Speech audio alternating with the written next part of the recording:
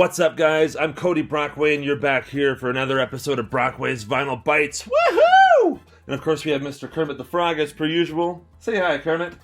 Hi! There you go. Kermit spoke. Again. How lucky are we, right? We're so lucky to be here on Brockway's Vinyl Bytes, man. It's unbelievable. So we got day 9. Day 9 of the 12 Days of Progmas, yes. And if you are not caught up on what the 12 Days of Progmas is, let me just explain a little bit here for you. So every day from December 12th, 2023 to December 23rd, 2023, we are going into my extensive music collection, and we are pulling out a different prog rock / prog metal album per day over the 12 days of Christmas, and just talking about what we love about these amazing records. It could be a classic one, it could be a modern one. We're covering all grounds here. We've done a lot of bands so far in the previous videos, and we're still going strong. We're still going strong on the 12 days of Progmas, so let's get right into it. Okay, so about a week ago or so, I actually featured for the first time on the Prog Corner, Mr. Scott Lade. Of course, I thank you so much. I'm so grateful to have now featured on your channel twice. But so about a week and a half ago was the first time I joined with him over there, and we talked about King Crimson. Yeah. So, of course, for day 9, I'm feeling this record. It's just one of my favorite albums of all time. And, of course, if you're a longtime subscriber of this channel, you probably like this record a lot, too. But, it's Discipline. 1981. So, I love King Crimson in all their varied forms and carnations and incarnations and whatever I'm trying to say, but different lineups throughout the years. And, I just love King Crimson. But this is one of my all-time favorite albums. So basically, the band had sort of gone on hiatus at the after 1975. So they had about 5 or 6 years where Robert Fripp was out doing other stuff. He was featuring on David Bowie records and such. And but in 1981, he decided to reform the band with a different lineup. Of course, Bill Bruford is still in the fold. But we got Bill Bruford, Tony Levin, Robert Fripp, and Adrian Belew, and this would set the 80s King Crimson off to an amazing start. I love this record. We got Elephant Talk, Frame by Frame, Mate Kudasai, In Discipline, Thelahin Jinjit, The Sheltering Sky, and the song Discipline. Absolutely amazing record, and I actually have the big 20-some-odd disc CD box set of this. If you checked out my King Crimson box set videos right here on Brockway's Vinyl Bytes, then you've probably seen me unbox that set. And if you haven't seen it, go check out that video too, because it will prove to you that all the King Crimson box sets are very, very worth purchasing for your collection. But this is just an awesome album. This is them. They just totally reformed with a new sound.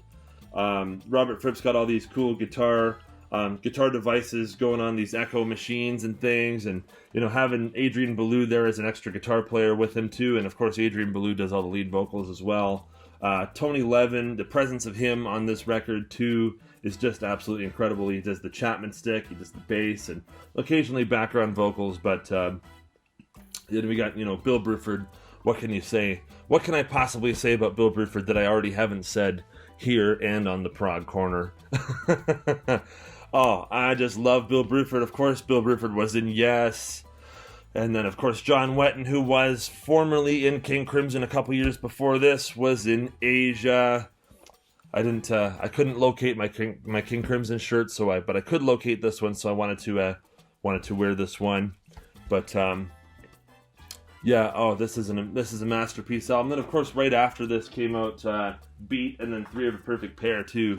Those are also great albums, but this is one of my top favorite King Crimson records. I love Discipline. The song In Discipline is absolutely nuts.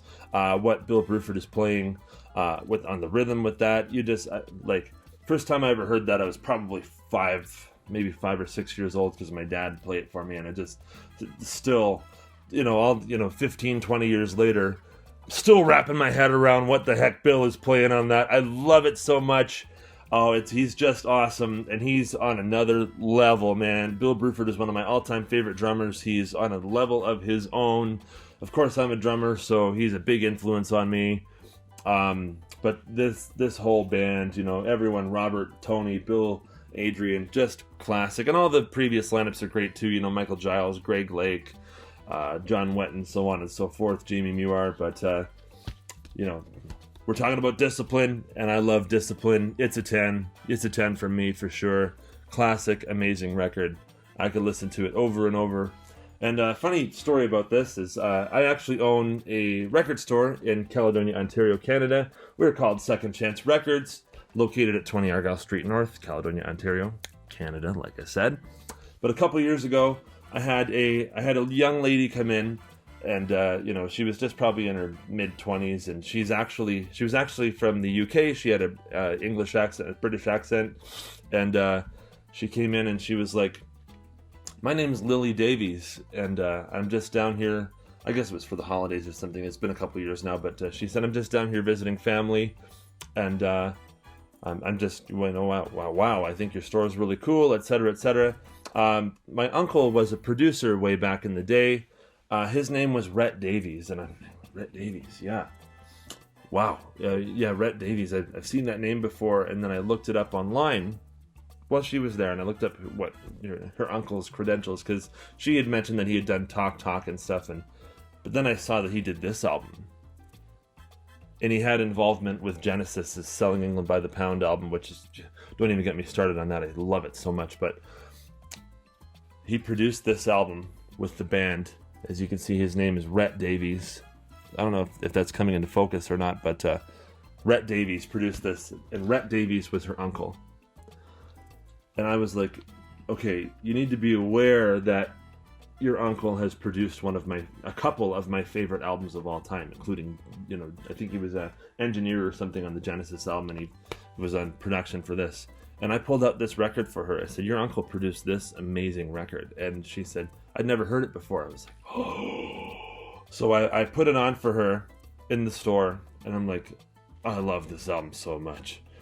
And I put it on for her, and she's like, "Oh, this is really cool. I've never heard this before." And she bought the record right then and there in the store. And I haven't seen her since, but I hope, Lily Davies, I haven't forgot about you. So if you happen to be seeing this video, of course, that's probably a miracle if you are, but hey, you never know, right? These things reach people. But Lily Davies, come back into Second Chance Records and shoot me a message on here and let me know what you ended up thinking of the entire record, even though it's been like 5 years. But I know she's obviously gone back home. She didn't live around here, but yeah, just unbelievable. That was such a cool little coincidence type thing. I mean, I know it wasn't meeting Rhett Davies or anything like that, but just a cool little connection there that I wanted to share with you guys. But anyway, back to the album itself. I think this thing is just incredible. It's a 10 out of 10. The whole band, this rhythm section just going on it like crazy. Robert Fripp being crazy with his guitar sounds, and, playing, two guitar players against this one rhythm. He just does all this type of thing. Like in the song Discipline, I guess it's Bill Bruford is playing 4/4 time over Robert Fripp's guitar part, which is in 5/8, and it only, like, the two only meet up every 20 some odd bars or something like that. It's absolutely incredible, totally crazy, and it's totally Fripp. It's totally Bruford, it's totally Levin, and it's totally Ballou. It is totally King Crimson. Thank you so much for watching. This has been another episode of Brockway's Vinyl Bytes. This has been day 9 of the 12 Days of Progmas. Come back tomorrow for day 10. And if you haven't seen it already, go over to the Prog Corner right here on YouTube and go to the video, Why We Love King Crimson. We also did one just a few days ago now. And it was our top 10 favorite Frank Zappa songs. So go check that out as well. But definitely do see the King Crimson video we did, because that was awesome. Much love to Scott and company and everyone that joined us over the past couple of weeks on the Prog Corner. And hey, I might be featuring there again soon. And, maybe Scott will feature here. Well, thank you so much for another great episode of Brockway's Vinyl Bytes. Rock on!